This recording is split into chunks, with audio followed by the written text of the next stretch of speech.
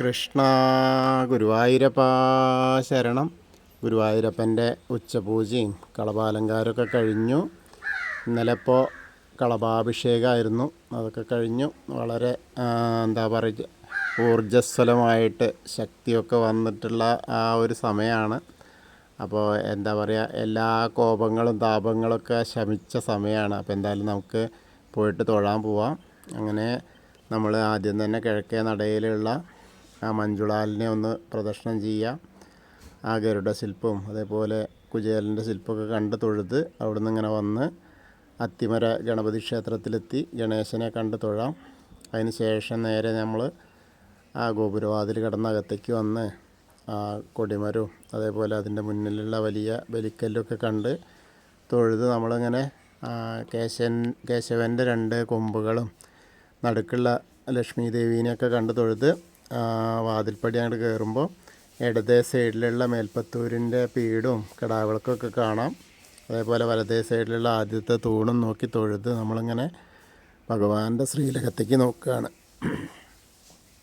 ശ്രീലകത്ത് ഇങ്ങനെ നോക്കുമ്പോൾ വളരെ മനോഹരമായ കാഴ്ച.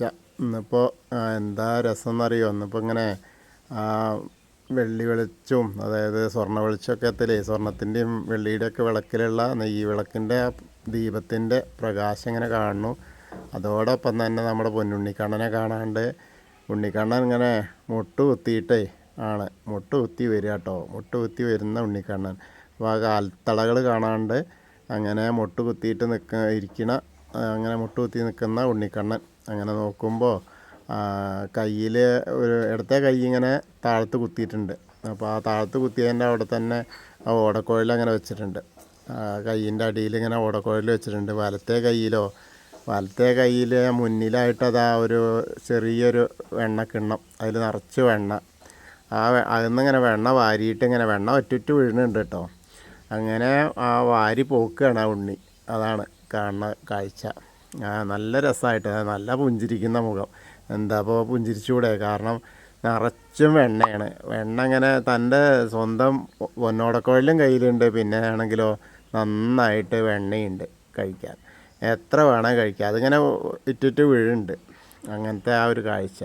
മുഖത്ത് അങ്ങനെ നല്ല കൗതുകം.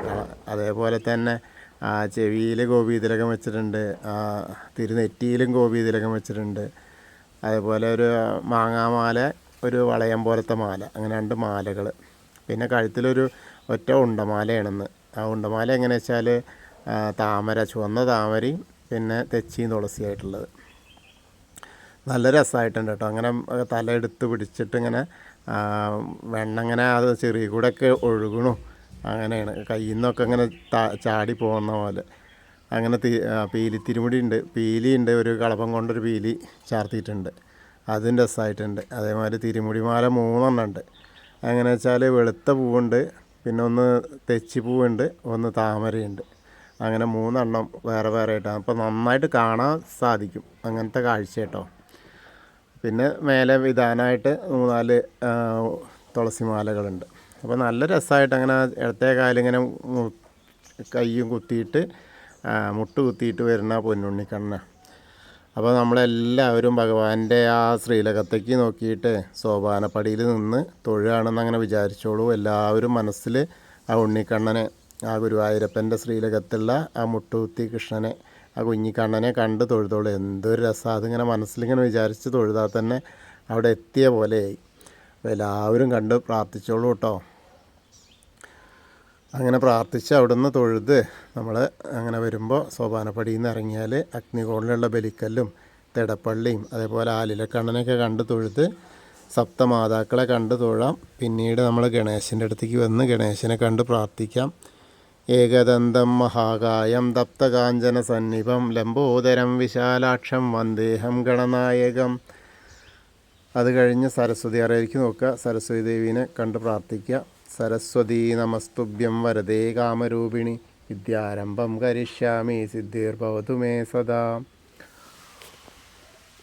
അവിടുന്ന് ഇങ്ങോട്ട് പോന്ന് ആ ചെറിയ ഗണേശനെയും മത്സ്യം, കൂർമ്മം, വരാഹം, നരസിംഹം വരെയുള്ള രൂപങ്ങളൊക്കെ കണ്ട് തൊഴുത് മേൽശാന്തിൽ അവിടുന്ന് അർച്ചന പ്രസാദമൊക്കെ വാങ്ങി വാമന രൂപവും ഗജേന്ദ്രമോക്ഷത്തിൻ്റെ രൂപവും അതേപോലെ ആനന്ദശായിയായ ആനന്ദപത്മനാഭനെയും ഗരുഡാരൂഢനായിരിക്കുന്ന ആ മഹാവിഷ്ണുവിനെയൊക്കെ കണ്ട് തൊഴുത് ശ്രീകോവിലിൻ്റെ പുറകു വശത്ത് വന്ന് സാഷ്ടാംഗം നമസ്കരിക്കുക.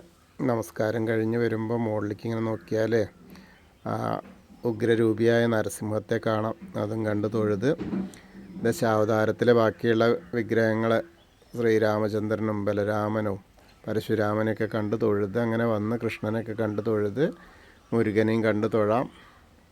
അത് കഴിഞ്ഞ് നേരെ നമ്മൾ ഹനുമാൻ സ്വാമിയുടെ അടുത്ത് വരിക. ഹനുമാൻ സ്വാമിയെ പ്രാർത്ഥിക്കുക. ത്വമസ്മിൻ കാര്യനിര്യാഗേ പ്രമാണം ഹരിസത്തമ ഹനുമാൻ യജ്ഞമാസ്തായ ദുഃഖക്ഷയകരോ ഭവ മനോജവം മാരുതതുല്യവേഗം ജിതേന്ദ്രിയം ബുദ്ധിമതാം വരിഷ്ഠം വാദാത്മജം വാനരയൂഥമുഖ്യം ശ്രീരാമദൂതം ശിരസാ നമാമി. ബുദ്ധിർബലം യശോധൈര്യം നിർഭയത്വം അരോഗത അജാഡ്യം വാക്പടുത്വം ഹനുമസ്മരണാത് ഭവേത്. ഓം നമോ ഭഗവതേ ആഞ്ജനേയായ മഹാബലായ സ്വാഹ.